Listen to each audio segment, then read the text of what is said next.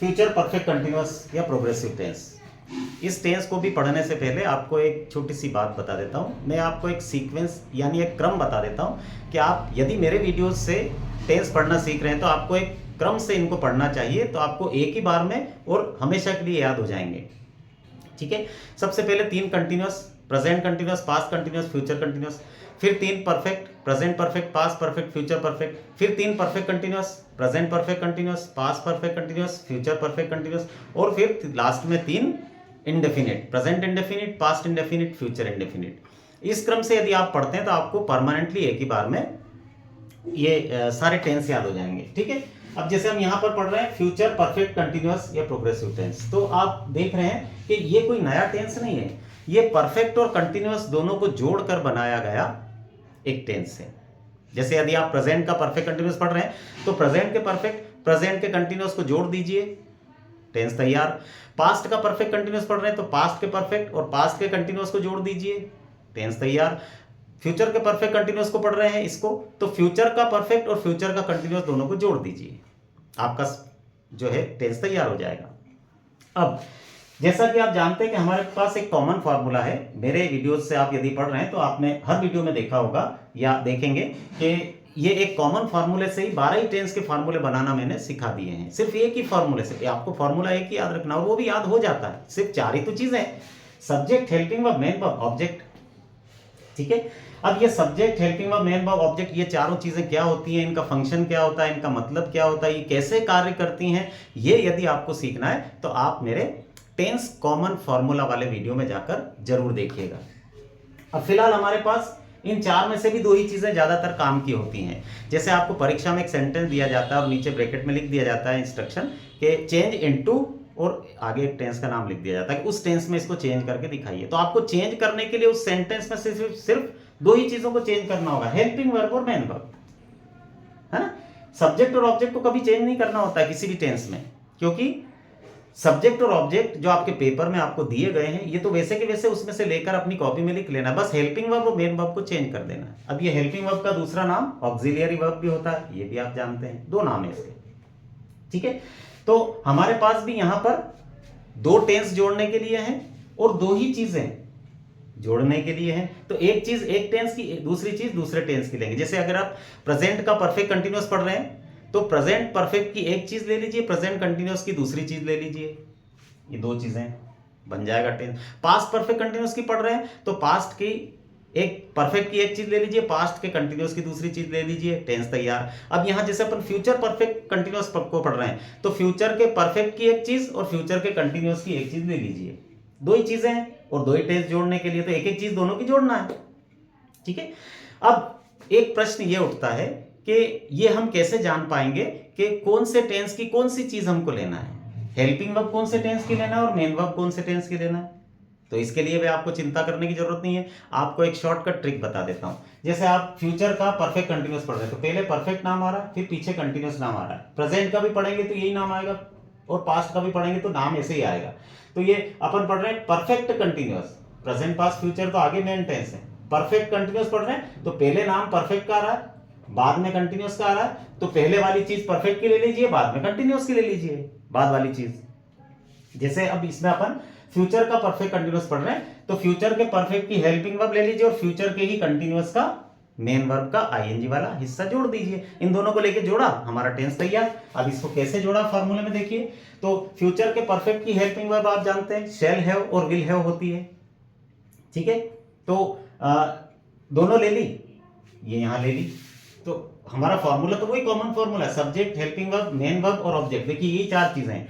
अब पहली बार क्या हो रहा है, इस फॉर्मूले में थोड़ा सा आगे जा रहा है, इसमें 2 चीजें नहीं आ रही हैं परफेक्ट कंटिन्यूअस में, 2 चीज, क्योंकि 2 टेंस जोड़ रहे हैं तो थोड़ा सा लंबा होगा, तो लंबा होगा तो फॉर्मूला भी थोड़ा सा लंबा हो जाता है। इसमें एक चीज और आ जाती है, सिंस, फॉर और टाइम, है ना। जैसे यहां पर आ रहा है सिंस, फॉर और टाइम। बाकी तो 4 चीजें, subject, helping verb, main verb, object. अब ये सिंस, फॉर और टाइम, अब ये क्या चीज होती है, तो ये टाइम, अंग्रेजी के सेंटेंस में टाइम जरूर आता है। और उससे पहले यदि आपको ये सीखना है कि कौन से ऐसे हिंदी के सेंटेंस हैं जिनको इस टेंस में बनाकर बोला जाता है या बनाया जाता है, तो इसकी पहचान मैं आपको बता देता हूं कि जिन हिंदी वाक्यों के अंत में समय यानी टाइम प्लस से प्लस रहा होगा, रही होगी, रहे होंगे, रहा होगा, रही होंगे आ जाते हैं, वो सेंटेंस इसी टेंस के अंतर्गत बनाए या बोले जाते हैं, है ना।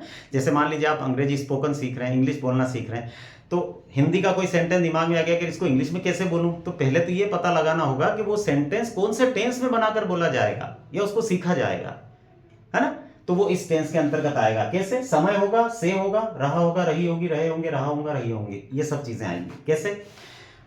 कल रात से वर्षा हो रही होगी, तो रात का समय आ गया, उसके पीछे से आ गया, रात से और वर्षा हो रही होगी, तो समय और से और रही होगी आ गया है। मम्मी 1 घंटे से खाना पका रही होगी, तो 1 घंटे का समय आ गया, उसके पीछे से आ गया, फिर खाना पका और रही होगी आ गया, तो समय आ गया 1 घंटे का, फिर उसके बाद से और खाना पका रही होगी, है ना।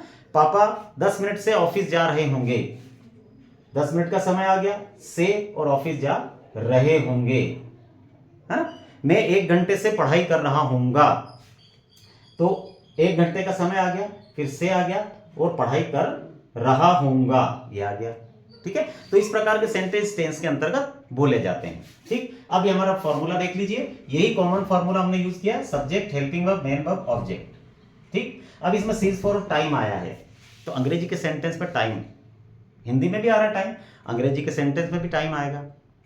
ठीक है, लेकिन टाइम के पहले आप देख रहे हैं 2 चीज आ रही है, या तो सिंस या फॉर, दोनों में से एक चीज लगेगी टाइम के साथ, दोनों चीजें एक साथ कभी नहीं लगेंगी।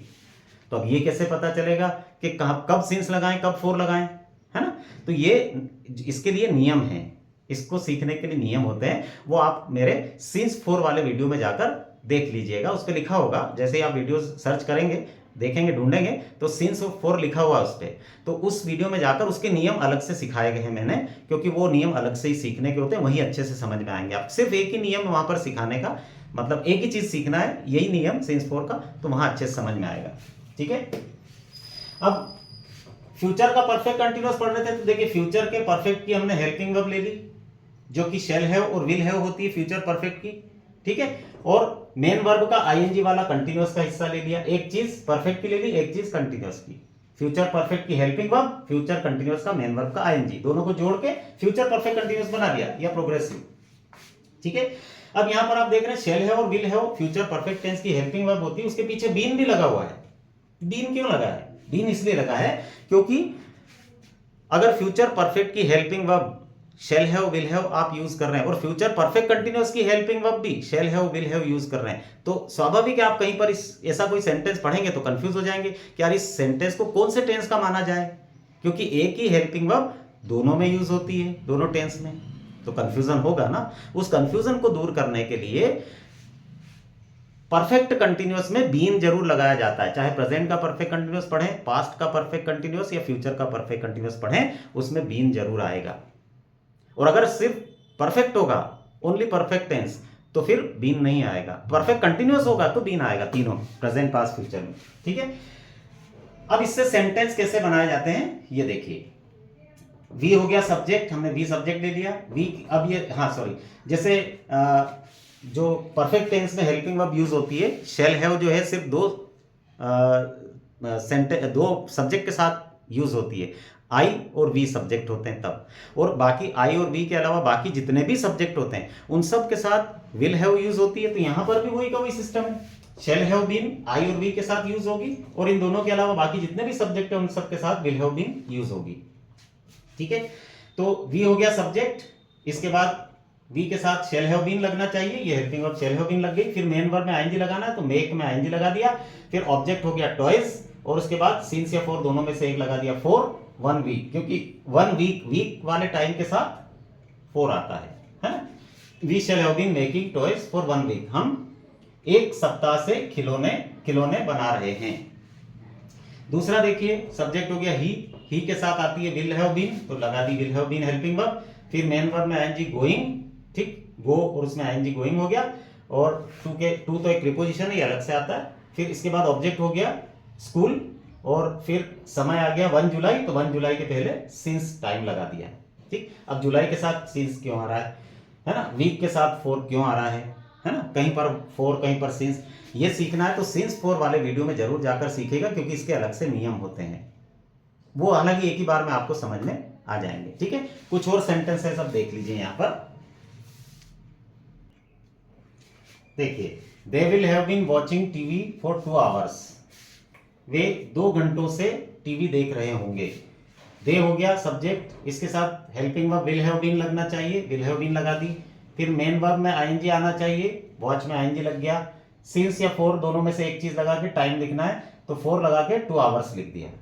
ठीक है, 2 आवर्स के साथ 4 आता है, आवर्स के साथ हमेशा 4 आता है। अगला देखिए, I shall have been completing my project since tomorrow. ठीक, आई हो गया सब्जेक्ट, शेल हैव बीन हो गई हेल्पिंग वर्ब यहां तक। इसके बाद मेन वर्ब में आईएनजी, कंप्लीट में आईएनजी कंप्लीटिंग, फिर ऑब्जेक्ट माय प्रोजेक्ट हो गया, और फिर सिंस या फॉर लगा के टाइम लिख दिया अपन ने टुमारो। टुमारो के साथ सिंस आना चाहिए। अब ये सिंस फॉर कब आते हैं, क्यों आते हैं, तो ये आपको सिंस फॉर वाले वीडियो में जाकर जरूर देखना पड़ेगा। यहां एक चीज और छोटी सी बता दूं, आपने देखा होगा कंप्लीट की स्पेलिंग में लास्ट में ई आता है, कंप्लीट COMPLETE। फिर उसमें आईएनजी लगाना है अपने को, तो आप देखिए पीछे टी के पीछे ई को हटाकर फिर आईएनजी लगाया गया है। तो ई को क्यों हटाया गया, तो आईएनजी लगाने के भी नियम हैं। आईएनजी लगाने के भी नियम अगर आपको सीखना है तो किसी भी क्रिया में जनरली वैसे तो सीधा सीधा आईएनजी लगा दिया जाता है, लेकिन कुछ नियम ऐसे हैं जिनमें सीधा सीधा किसी भी क्रिया यानी किसी भी कार्य, वर्क या मेन वर्ब के पीछे आईएनजी डायरेक्ट नहीं लगाया जाता है, उसको लगाने के कुछ नियम है। वो सीखना है तो आईएनजी लगाने के नियम वाले वीडियो में आप जरूर देखिएगा, उसमें भी आपको ये नियम सीखने को मिलेंगे कि आईएनजी कैसे लगाया जाता है। ठीक है, थैंक यू।